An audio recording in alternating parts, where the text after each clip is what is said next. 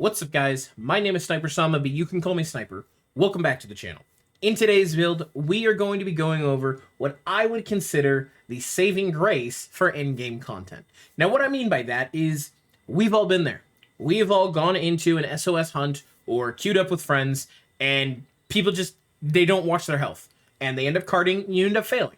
And unfortunately, that's just the nature of it. Everybody is a different type of hunter, and everybody learns at their own pace. Meaning, I'm not going to knock any of you guys if you're the ones that are going into hunts and you're carding. It happens. These monsters are hard. However, what I will tell you is that this build is engineered specifically for the people that are on the up and up, okay? If you are someone that you like to make sure that the entire hunt goes smoothly, you are the support, you are the backbone, you are the carry of your crew, this build is for you. This is my in-game title update 4.5 Mushroom-Mancer support sword and shield build. Starting with Kyrie Verde. This sword and shield does not matter, okay? Not even a little bit. You could go for dragon, you could go fire, thunder, ice, water, whatever you want. It doesn't matter. The only thing that matters on here is Arkfeld's Hunger, okay? If you can get Arkfeld's Hunger, you're golden. Arkfeld's Hunger, the reason it's so important is because we are activating the 4-piece set bonus skill, which means, or reads, regenerate your health as you continually attack a monster. Recovery varies by weapon. Basically what this does, if you hit the monster, while you were hitting the monster, a internal timer has started, if you will. In that internal timer, if you hit the monster X amount of times, because it varies weapon to weapon, you will end up getting a decent amount of health. Now, it doesn't sound like a lot. However, when you think about it, we only have 150 HP. Let's say Arkfeld's Hunger at Hasten Recovery 2 heals Sword and Shield for 10 HP every 8 hits. 8 hits is not a lot. Believe it or not, on something as quick as Sword and Shield, 8 hits is not a lot. Let's say you healed 10 health on Greatsword every 2 hits. Doesn't sound like a lot, but when you really think about it, Greatsword's really, really slow, meaning those 2 hits are relative to Sword and Shield's 8 hits. But we're not done cooking, okay? As far as the armor goes, which lets us get the 4-piece, we have the Archvulcan Helm Gamma, the Arms Gamma, and the Waist Gamma. The reason we are rocking these 3 is because these 3 give us the most amount of skills for what we are trying to do. Archvulcan gives us the Weakness Exploit level 5. Thanks to both of these, we are able to actually keep our damage up as well. Because not only are you going to be supporting in a hunt, but you want to be able to pump out damage too. If you can beat a monster faster and keep everybody alive, you don't have to keep everybody alive any longer than the monster survives. It's kind of the thought process. Okay, then we have Dahad Shardmail Gamma. The reason we're rocking this is for the Agitator in the 2 level 2 slots, and the Uth Duno Wild Greaves Gamma. Now, at the beginning of the video, you heard me say, you don't need Lord Soul, and that's because you don't. All of this is Arch-Tempered gear, meaning all you need is Arkfeld's Hunger or Hasten's Recovery. If you can manage to get that on your Sword and Shield, you're golden, okay? For the Golden Age charm, you need one thing. Wide range, level 4 minimum. If you can do wide range 4, you'll be fine. I do believe that the charm itself, let me double check. Yeah, Friendship Charm 5. You can craft a basic charm on this. You don't even need a God Roll charm. I got lucky and I have one that I saved with Master's Touch in wide range, which is nice, but all you need is wide range level 4. If you can get wide range level 4 on a Golden Age charm, perfect. If you can't, just craft and upgrade Friendship Charm up to its highest level of 5, okay? As far as the decorations go, this is why I chose the armor that I did. We have 1, 2, 3 levels of Fungiform. Fungiform gives us Mushroom-Mancer. Mushroom-Mancer allows us to ingest Mandragoras, Devil Blight, Excite Shrooms, Nitro Shrooms, Parashrooms, Blue Mushrooms, and Toadstools.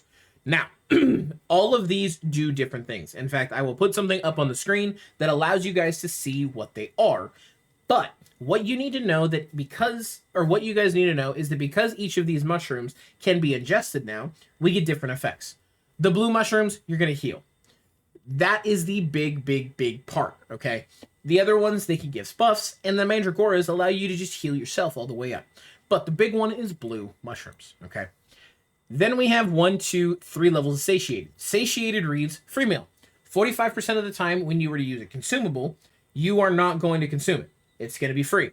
Meaning, if you have, say, 10 blue mushrooms, 10 mega potions, and 10 regular potions, you are sitting there with 30 different healing options right then and there. Include the 45% free meal, and theoretically, you should have closer to 15 in each category, giving you a grand total of 45 things instead of 30 things. Obviously, I know that's not exactly how the math works, but in theory, that's how it would work, okay? Then we have 2 levels of earplugs. The reason we are rocking earplugs is because it is going to mean that while you are in the middle of trying to heal everybody, you don't have to worry about getting interrupted. Let's say somebody else gets interrupted and a roar happens. You're trying to pop a life powder, dust of life, whatever, and you get roared. They're done. You can't help them. This prevents that. We have 1, 2, 3 Gobbler Jewels. Gobbler Jewels is just speed eating. Makes it a lot faster, and for those blue mushrooms, like I said, you are literally just done. Done.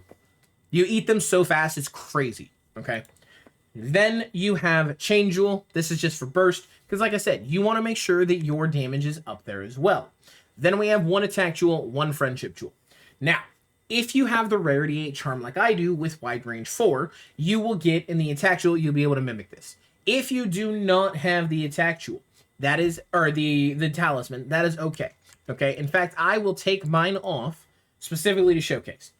This is what you are looking at as far as a skill set goes. Attack boost 3, offensive guard, guard up, handicraft, weakness exploit, wide range, agitator flare, elemental absorption, quick sheath speeding, mushroom mancer, free meal, earplugs, and burst. Now, when you have the God Roll Charm like I do, you will have attack boost 4 and whatever other skill might be on that charm. If you do not, and you are rocking the Friendship Charm 5, you can choose anything else in place of this Attack Jewel. The Attack Jewel really lends itself to be better once you get to the level 4 bonus, because you will get the actual percentage increase, not just the raw flat number increase, okay? So, you can substitute whatever you want here. You want maybe Handicraft for a little more sharpness. Go for it. Maybe you want actual guard. Cool. Go for it. Whatever it is that you want here. Maybe you want Razor Sharp.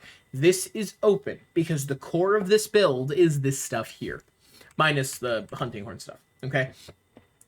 The reason we are rocking Guardian and Shield Handicraft on both pieces of this sword and shield is because the Shield Handicraft is going to give us guard up, meaning unblockable attacks. Maybe if you're fighting Omega, you can prevent somebody from being carded behind you when he activates his Giga Beam. Okay? Guardian Handicraft is going to let you keep your damage up.